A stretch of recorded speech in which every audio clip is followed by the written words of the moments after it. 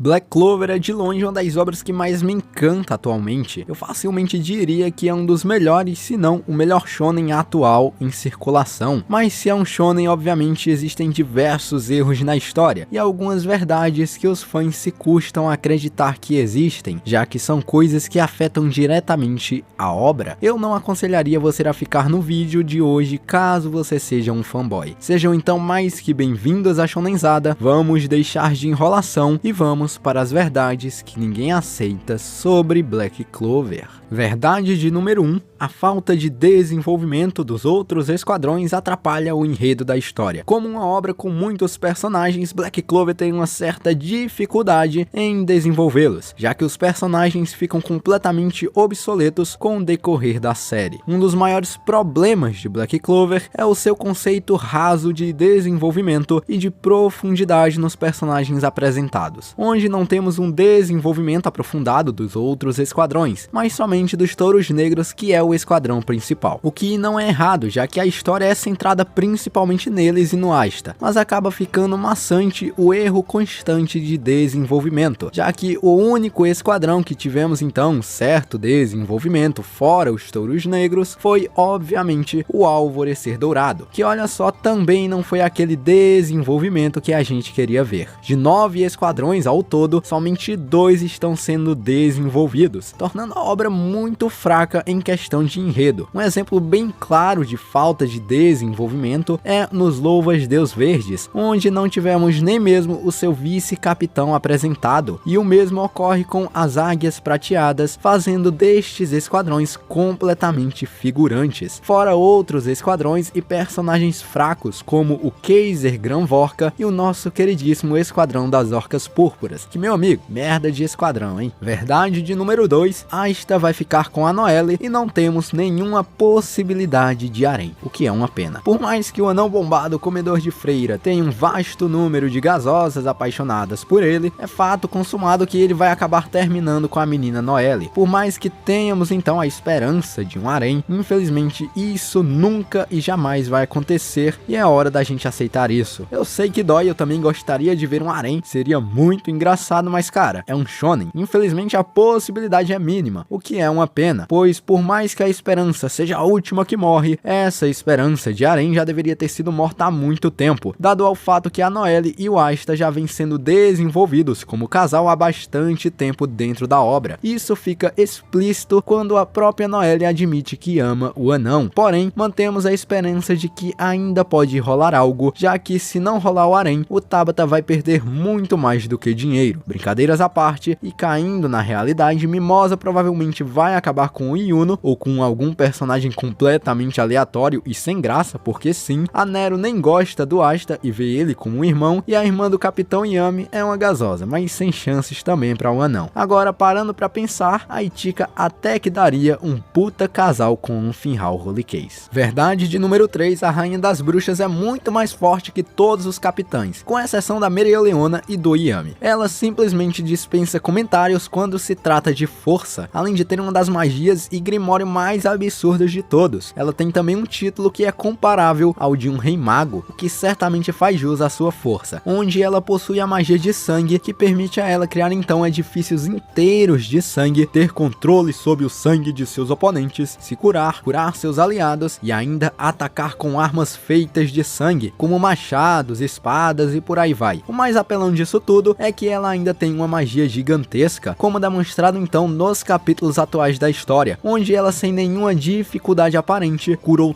todos os Touros Negros que foram surrados pelo Damatio Paladino. Só isso garante a ela que certamente ela é muito mais poderosa do que os demais capitães, até porque ser mais forte que um capitão hoje em dia não é tão difícil assim. Verdade de número 4, o filme de Black Clover e a Espada do Rei Mago é horrível. Sério, quando a gente observa todo o contexto do filme, olhamos a história e o quão sem nexo ela é, chega a ser deprimente de assistir. Começando então pelo fato que nem sabemos o porquê do Conrad Conrad ser o vilão do filme. O motivo só é explicado lá pro final e de forma muito tosca. Os Reis Magos literalmente são portas ambulantes que não demonstraram um mínimo de personalidade, como por exemplo o Edward, que foi um literal porta do começo ao fim do filme, sem falar da Príncipe Funny Bunny, que foi uma das maiores decepções também. O pior de todos provavelmente foi o Jester, que foi o mais sem graça de todos, pelo menos na minha opinião. Tudo bem, eles queriam trazer a paz e tal, mas olha a motivação besta dos caras. O próprio Conrad foi completamente sem nexo, como eu falei, além do fato do cara ser a versão maligna do Asta. Porém, se observarmos até mesmo o final ridículo do filme, com Asta usando o invencível poder da amizade para vencer a luta, só demonstra mais uma vez que o filme é horrível, além do fato de que o Asta dentro desse filme já tinha o nível de um Rei Mago, sendo um completo furo de roteiro, e pelo fato do filme não ter desenvolvimento, acaba tornando a história dele fraca. Tudo isso acontece muito rápido, e nem vem falar que,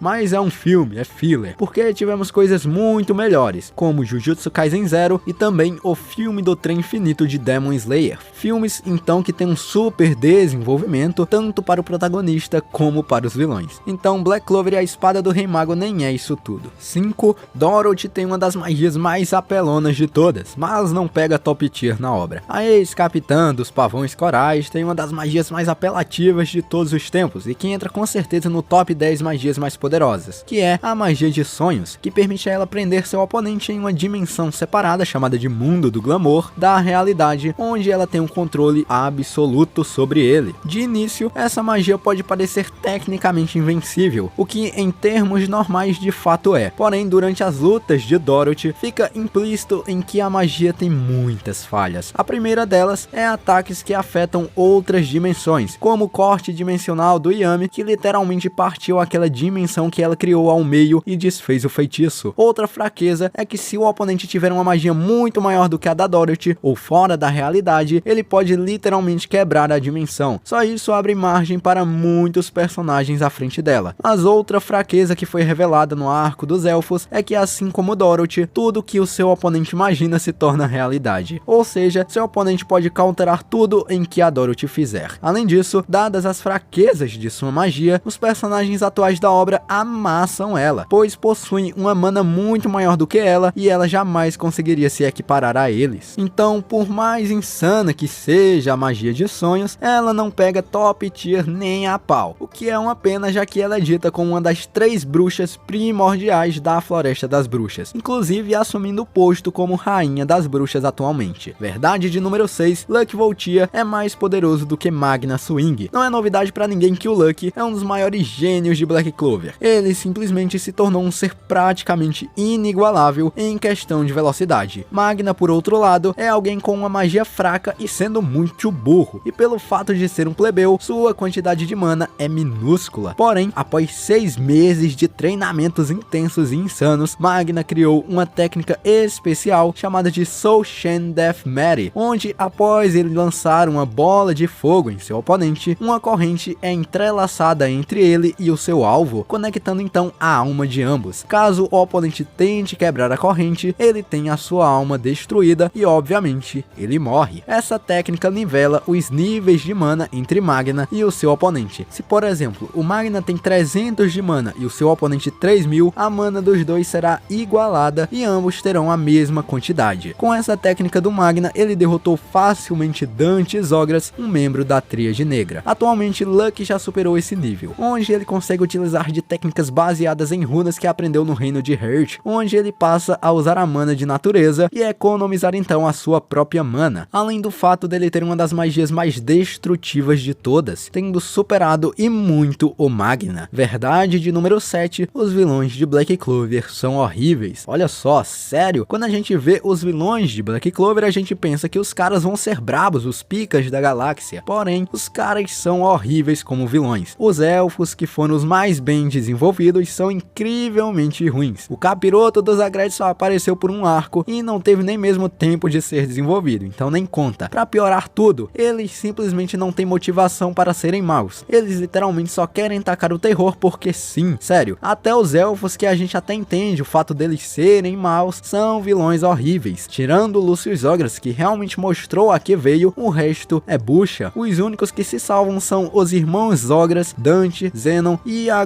gostosa, digo a gasosa da Vanica Zogras. Se pegarmos então os 4 reis magos do filme de Black Clover e a espada do rei mago, a situação só piora, com o Tabata realmente mostrando que os seus vilões são péssimos. E quando a gente é apresentado as maiores promessas como vilões, como o Lucífero e o Lucius Zogras, vemos personagens que têm uma coisa em comum. Isso mesmo, também são ruins. É foda ser fã de Black Clover e querer vilões meramente bons. O Lucífero foi uma puta decepção total. O capetão tinha zero carisma e com certeza um dos piores vilões que eu já vi em um anime. Já o Lucius está sofrendo com o famoso poder demais, pois o personagem está praticamente invencível, estando com 6 fuck magias, o que é um perigo, pois independente da maneira em que ele seja derrotado, vai parecer então forçado e que ele utilizou do roteiro. Verdade de número 8, Asta limpa o chão com o Yuno. Eu fico impressionado com quem acha que o Yuno tem alguma chance contra o anão. Por mais incrível que o poder da manipulação de roteiro do Yuno possa ser, o Asta está em um nível que o Yuno nem pode sentir o cheiro. O anão bombado, comedor de freira, simplesmente é um absurdo. Ele manipula a anti-magia, podendo então anular todas as magias usadas contra ele. Treinou no País do Sol para aprender o Zenten, chegando então ao ponto de ter um controle muito superior da anti-magia, onde está em um nível que ele cria uma mana zona de anti-magia e feitiços se tornam inúteis contra ele. E para lutar com o Asta, meu filho, tem que ter braço, tá? Porque o bicho, além de ser muito poderoso com os seus poderes de anti-magia, o bicho ainda tem um corpo, ó, 10, tá? Por mais que o Yuno seja amado pelo autor, a dependência que ele tem de sua magia é algo óbvio. Ele não tem nenhum poder físico e atualmente ele tem posse 2 grimórios. Um grimório do Trevo de 4 folhas, que lhe concede então o poder de manipular o vento, e outro grimório do Reino de Spade, que lhe dá o poder de manipular estrelas como quiser. Mesmo com tudo isso, ele não conseguiria vencer o anão. O Asta atualmente é considerado a maior ameaça contra Lucius, que diz que o próprio é uma anomalia em todos os futuros que ele viu. Esse mesmo Lucius derrotou Yuno usando um clone sem a mínima dificuldade, e dado ao fato de que ele nem considerou Yuno como uma ameaça real, fica óbvio qual dos dois é o mais forte. Verdade 9, Yuno é amado pelo autor e pelo roteiro. Se tem algo que fica saturado com o passar da obra, é o fato em que o Yuno todo arco tira então um poderzinho ali do bumbum. O cara não treina e ganha um poder ou fica mais forte do nada. Sério, o que custa mostrar um flashback do Yuno treinando? Não vem falar de Novel, tá? Novel não sustenta a obra, como eu já falei, ó, muitas vezes. O pior de tudo é que ele sempre fica acima do Asta sem querer se esforçar e treinar, porque além de ser amado pela mana, ele também é amado pelo roteiro, sem contar o fato em que ele, enquanto lutava contra o Zenon, o cara simplesmente ganhou um segundo grimório do literal nada, e esse grimório que ele conquistou era justamente o que ele precisava para ganhar a batalha contra o Zenon. Aí você me diz que isso aqui não é roteiro. Então vamos lá para a luta do Yuno contra o Lucius, quando todos os magos estavam apanhando e misteriosamente o Yuno brota com uma magia completamente tirada da bunda, Neverland ou a Terra do Nunca, que faz referência ao Peter Pan. Uma magia que enfraquece os inimigos e fortalece os aliados. Conveniente? Ou será que não? Além do mais, o feitiço remove então a única vantagem do vilão em cima do Yuno, que no caso é o poder da magia do tempo, algo praticamente inquebrável e inabalável. Só que do nada esse poder se tornou inútil nas mãos do vilão, já que o Yuno quebrou o tempo utilizando o feitiço Neverland. O pior é que, de acordo com Lucius, essa é a versão do Yuno que transcende até mesmo o conceito do tempo, e em todos os futuros que ele viu, essa era a versão mais poderosa dele, provando que sim, ele é amado pelo roteiro. Verdade 10, Noelle é mais forte que o Nath. Por mais badass que o Nath possa ser, ele foi superado há muito tempo pela Noelle. Porém, os fãs acabam não aceitando isso. Uma prova clara de que a Noelle é sim mais poderosa que o Nath é que enquanto ele tomou um pau para os demônios de nível superior Lilith na Ramá, ela simplesmente cacetou a fuck Megícula na porrada. Com ajuda, mas pelo menos bateu no demônio. Enquanto Nath apanhava de 2 demônios muito fracos e que nem chegavam perto do nível da Megícula, Noelle estava amassando um dos demônios mais poderosos de toda a obra de Black Clover. E além disso, enquanto Nath parou de treinar, Noelle ficou ainda mais poderosa, onde atualmente ela possui um contrato com o dragão do mar Leviatã e está prestes a combater a sua mãe. Na verdade, ela já está combatendo, que basicamente derrotou a Vanica no passado passado e está ainda mais poderosa agora que é uma paladina do Lucius, além de ter derrotado o Nozel e os seus irmãos com extrema facilidade. E se vocês perderem um pouco aqui no argumento, eu tô falando da Acer Silva. Ou seja, a Noelle definitivamente superou o Nat quando se trata no quesito porrada e poderes, além de ser uma baita de uma gasosa, tá? E quer prova maior que ela superou o Nat? Olha só a luta dela contra sua mãe atualmente, como eu falei. 11. Yami está mais fraco que Mereoleona. Cara, no arco de Spade ficou claro que atualmente a Mereoleona é muito mais forte que o Yami. Eu já poderia acabar por aqui essa verdade. Os feitos de força e poderes do Yami pararam ali no Dante, que ele nem conseguiu derrotar sem a ajuda do Asta. Mereoleona, porém, acabou cacetando vários demônios de nível superior na porrada bruta, detonou um demônio gigantesco e ainda lutou contra o Lucífero, coisa que também foi feita por o Yami, só que, né, o do Yami ali não foi nem um feito muito grande. Porém, a Mereoleona atualmente está lutando com um dos personagens mais bizarramente poderosos da obra, Morris Paladino, que, como eu já falei, é um dos paladinos aí mais poderosos do Lucius e blá blá blá. E ela está impondo um difícil combate a ele. Enquanto isso, o feito mais recente do Yami foi sua luta contra o Dante, mas a diferença de tempo de luta da atual Mereoleona é de 1 ano, ou seja, o feito mais recente do Yami é de 1 ano atrás. E nesse período de tempo a Mereoleona ficou muito forte. Sendo assim, a Leoa Carmesim de fato é mais forte que o Capitão dos Touros Negros. Vale um adendo aqui, o Yami acabou perdendo para um Morgan Paladino no último capítulo. Olha que bucho o Yami se tornou. 12. Lucífero 100% acabaria com todos os personagens da obra sozinho. Lucífero, quando brotou no mundo humano através do corpo do Morris e humilhou todos os capitães que estavam juntos da Mereoleona. E pior de tudo é que, de acordo com a obra, ele só estava usando 50% de seus poderes originalmente. Ou seja, com metade de seus poderes originais, ele humilhou os personagens mais poderosos da obra naquele momento. E até mesmo o Yuno e o Asta foram completamente humilhados pelo Rei dos Demônios. O cara simplesmente amassou o elenco inteiro da série na base da porrada sem usar a sua magia. E com sua magia de gravidade ele basicamente estompou geral. Basicamente todo o verso da obra. O pior de tudo é que até mesmo Lucius Ogras, o atual personagem mais poderoso da obra, temia tanto o Capitão que enviou outro Capitão para buscar o coração do Capitão e foi pessoalmente ter que comer o coração do Capitão. E o fato é que a própria obra confirma que só com 50% de seus poderes, Lucífero tinha o poder de destruir o mundo, e com 100% ele poderia pintar e bordar na frente de geral e conquistar o mundo todo. Tanto que o próprio Lucífero, o Capitão, afirma que não seria derrotado se não fosse o fato dele estar mais fraco, o que significa que sim, ele era muito superior a um Rei Mago. 13. A história está completamente rushada. Quando voltamos aos primórdios da obra, vemos que Black Clover era para ser algo como o Asta partindo em missões para ficar cada vez mais poderoso e se tornar o Rei Mago. Porém, com o decorrer do tempo, a história foi mudando o rumo e ficando muito previsível e de certa forma até mesmo tediosa. Falta de desenvolvimento, tanto de personagens como da própria história em si, com arcos repetitivos e tremenda falta de aproveitamento de diversos fatores da obra, como por exemplo o fato de que os elfos foram completamente esquecidos e só foram reaparecer quase no final do arco de Spade, e a história está ficando sem graça e sem nexo, e o próprio autor nem sabe mais o que fazer com a obra, tanto que está transformando ela em uma série de mangá trimestral. 14. O pai do Asta nunca